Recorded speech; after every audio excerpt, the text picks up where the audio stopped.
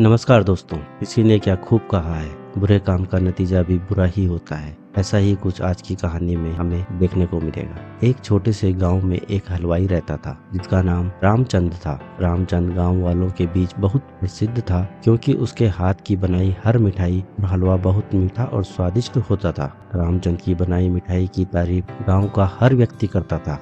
रामचंद अच्छी मिठाई बनाने के साथ साथ लालची और मतलबी भी था।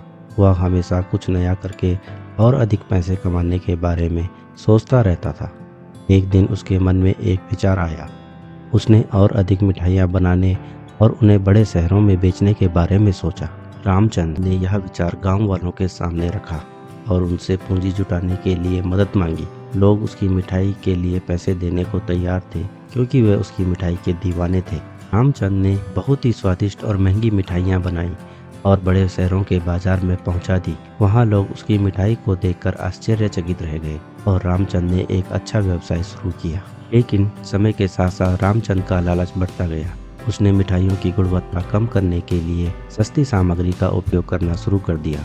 लोगों को धोखा देने के बावजूद उसकी मिठाइयों की बिक्री बढ़ती चली गई क्योंकि वह सस्ते दामों पर अपनी मिठाई बेच रहा था।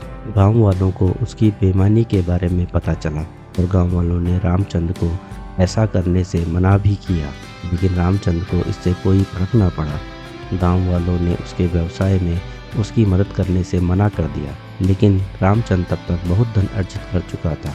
गांव वालों ने रामचंद को समझाया कि ईमानदारी से काम करना सबसे बड़ा धन है, लेकिन रामचंद ना माना। एक दिन रामचंद के घर एक मेहमान आया।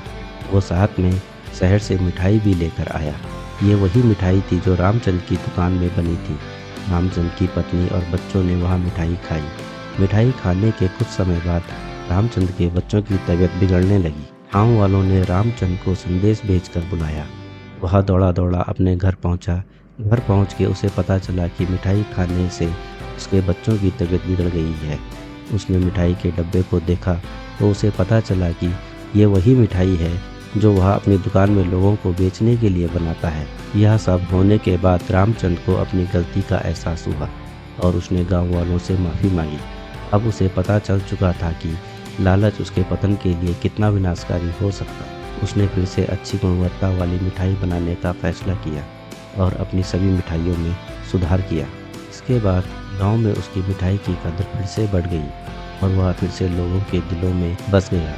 लोगों ने उसे अपना विश्वास लौटाया और वह फिर से समृद्धि और सम्मान की ओर बढ़ने लगा। तो दोस्तों, और कहानियों की तरह यह कहानी भी हमें कुछ सीख देकर जाती है।